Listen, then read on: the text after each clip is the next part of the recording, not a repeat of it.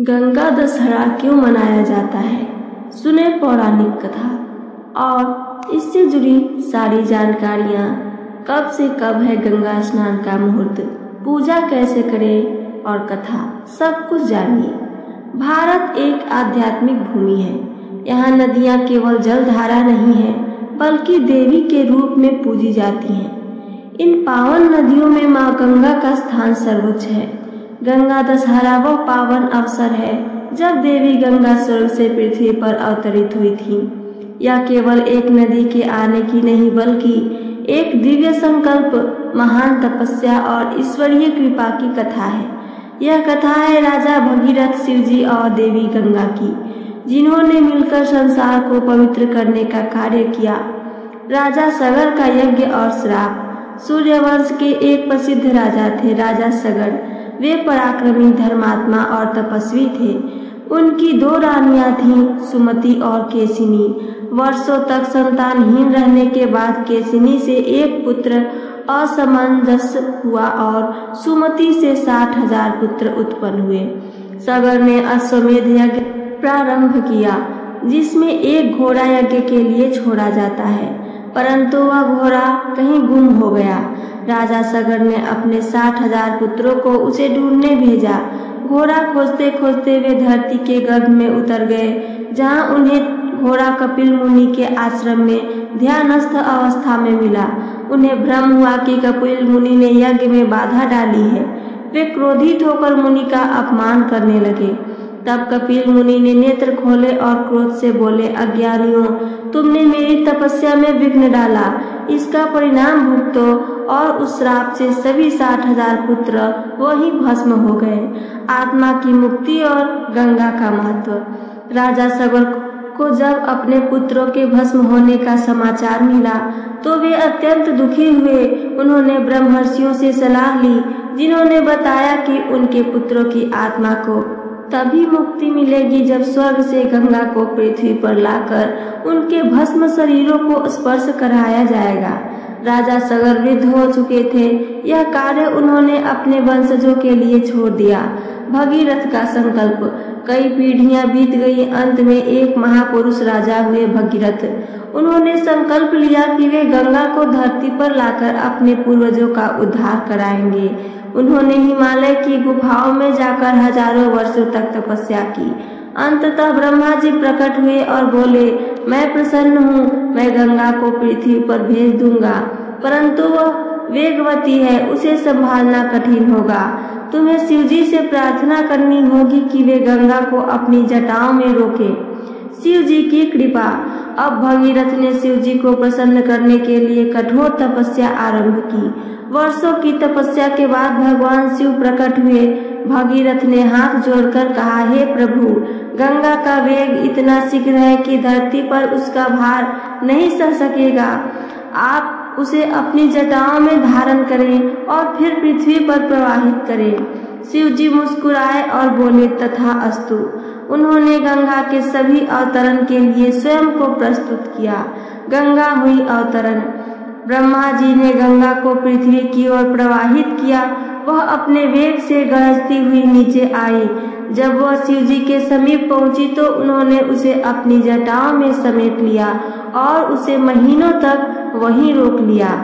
भगीरथ ने पुनः शिव की स्तुति की। अंततः शिव ने अपनी जटाओं की एक लट खोलकर गंगा को धीरे धीरे पृथ्वी पर छोड़ दिया।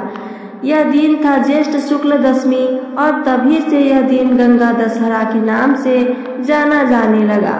पवित्र यात्रा और आत्मा का मोक्ष। गंगा ने हिमालय से उतरकर भगीरथ का अनुसरण किया। जहाँ जहाँ वह बहती गई वहाँ की भूमि पवित्र होती गई। वन, पर्वत, गांव सब तीर्थ बनते चले गए। भगीरथ आगे आगे और गंगा पीछे पीछे चलती रहीं। अंततः वे सागर के तट पर पहुँचे, जहाँ भगीरथ के पूर्वज भस्म रूप में पड़े थे। गंगा जल का स्पर्श होते ही उन आत्माओं को मुक्ति प्राप्त हो गई। आइए जानते हैं आज पूजा का मुहूर्त कब से कब तक है। गंगा दशहरा 2025 5 जून गुरुवार को मनाया जाएगा। यह पर्व ज्येष्ठ मास के शुक्ल पक्ष की 10वीं तिथि को मनाया जाता है, जो इस वर्ष 4 जून की रात 11:54 से शुरू होकर 6 जून की रात 2:15 तक रहेगी। उदया तिथि को मानते हुए गंगा दशहरा 5 जून को मनाया जाएगा। शुभ मुहूर्त और योग जानिए। गंगा स्नान और दान का शुभ समय 5 जून को सुबह 5:25 से 7:40 तक रहेगा। सिद्धि योग सुबह 9:14 तक रहेगा। पूजा की विधि। स्नान। यदि गंगा नदी तट जाना संभव न हो तो स्नान के जल में गंगा जल मिलाकर स्नान करें। मंत्र जाप। स्नान के दौरान ओम नमः शिवाय और ओम गंगे नमः मंत्रों का जाप करें। पूजा। माँ गंगा की प्रतिमा या चित्र की पूजा करें। उन्हें पुष्प, धूप, दीप और नैवेद्य अर्पित करें। दान। गरीबों और जरूरतमंदों को भोजन, वस्त्र और दान जरूर करें। पर्व का महत्व जानिए। गंगा दशहरा के दिन गंगा नदी में स्नान करने से 10 प्रकार के पापों से मुक्ति मिलती है। यह पर्व विशेष रूप से हरिद्वार, वाराणसी, प्रयागराज और पटना जैसे तीर्थ स्थलों में धूमधाम से मनाया जाता है। यदि आप पटना में हैं तो गंगा घाटों पर जाकर स्नान और पूजा कर सकते हैं। यदि गंगा नदी तट जाना संभव न हो तो घर पर ही गंगा जल से स्नान और पूजा करें। गंगा दशहरा के अवसर पर मां गंगा की कृपा से आपके जीवन में सुख, समृद्धि और शांति की प्राप्ति होगी। गंगा का वास और वर्तमान महत्व। गंगा अब धरती की जीवन रेखा बन गई है। वह पतितों को पावन करने वाली बन गई हैं। लोग उन्हें मोक्षदायिनी और पाप नाशनी कहने लगे। यह विश्वास है कि गंगा में स्नान करने से 10 प्रकार के पाप नष्ट होते हैं। यही है दशहरा अर्थात 10 पापों का हरण। आइए आज के दिन का वैज्ञानिक दृष्टिकोण से क्या महत्व है वो भी जानें। गंगा केवल धार्मिक दृष्टि से नहीं, वैज्ञानिक दृष्टि से भी अद्वितीय है। उनके जल में बैक्टीरिया फेज नामक तत्व होता है जो जल को लंबे समय तक शुद्ध बनाए रखता है। गंगा का जल महीनों तक खराब नहीं होता। गंगा वर्तमान और चिंता। आज गंगा मैली हो रही है, उसका जल स्तर घट रहा है। उद्योगों का कचरा, प्लास्टिक और धार्मिक कचरे ने गंगा को प्रदूषित कर दिया है। सरकार की नमामि गंगे योजना चल रही है, लेकिन जन सहयोग के बिना यह असंभव है। हमें यह याद रखना चाहिए कि गंगा केवल नदी नहीं, हमारी संस्कृति की आत्मा है। ये सब का उपसंहार क्या है, आइए आगे वो भी सुने।